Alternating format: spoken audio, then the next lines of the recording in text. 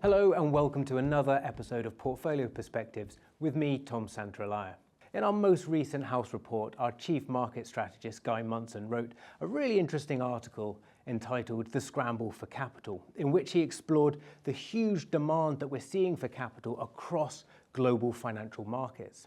So we thought we'd take a look at what that means for client portfolios today. And I'm joined to unpack that with Harveer from our investment and client management team. Harv, welcome. Thanks, Tom. Great to be here.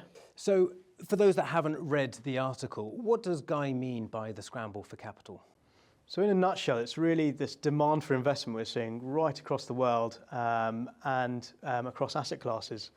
So in America, for example, you're seeing this great AI capex boom, but even closer to home and governments around the world, they're having to spend more potentially on defense, infrastructure, climate resilience, and even aging populations. So it's this competition between governments and corporates alike for capital.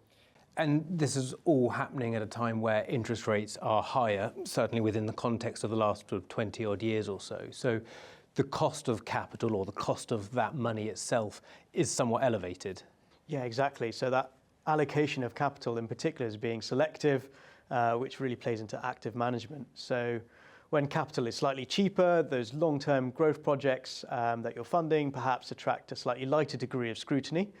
But when capital is slightly more expensive, you do see the questions getting a bit tougher.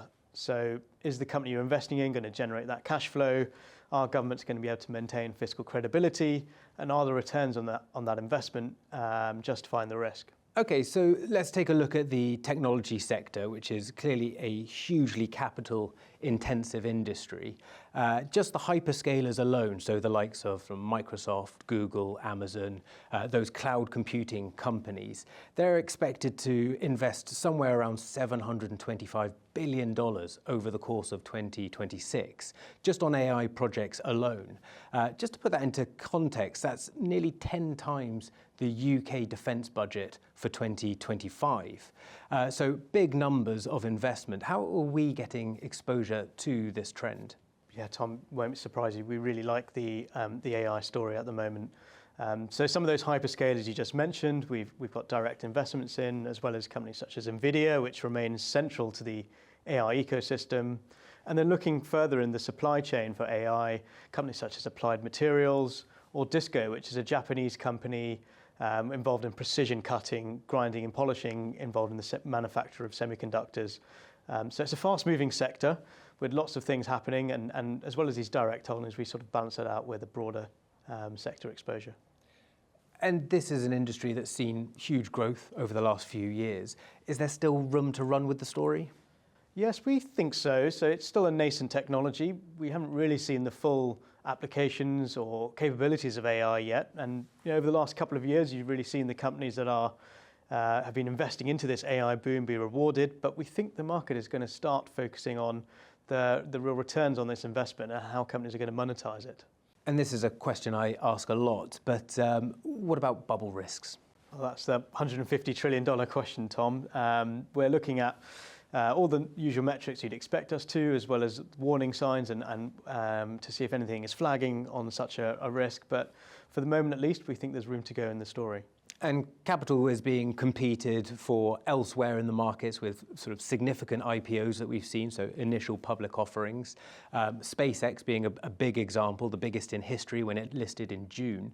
There are also speculations around Anthropic and OpenAI coming to market at some point, maybe this year or next. What are our views there? Well, we didn't partake in the SpaceX IPO. It's a hugely impressive company, clearly very innovative.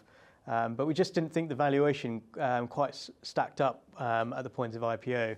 A thematic company can be fabulous, but still has to be the right price for them. But for the moment, at least, stay on the sidelines on that one. And what about Anthropic or OpenAI? Exactly the same principles. So we would want to check the thematic credentials, the valuation, the cash flow generation, and the governance of these companies. And if they fit our investment criteria, then we may consider them for investment in the portfolios. So AI is still sucking in a huge amount of capital from global markets. Does that present opportunities elsewhere?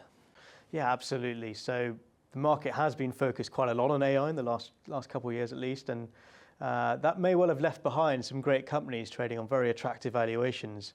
So these are the kind of companies that are already producing significant cash flows rather than the jam tomorrow and promises from some of the other companies.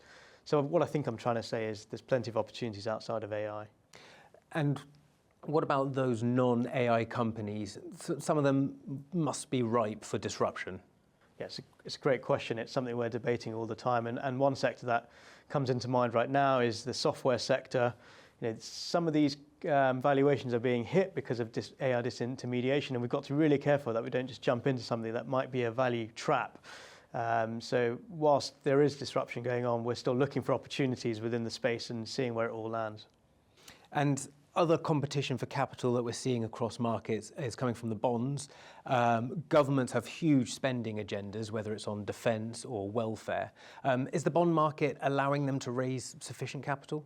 Yes, but there's definitely been increased scrutiny on fiscal credibility. So bond investors are demanding a higher return on their capital that they're investing, which is really pushing up borrowing costs for everyone, including governments around the world. So a risk we've got to keep an eye on.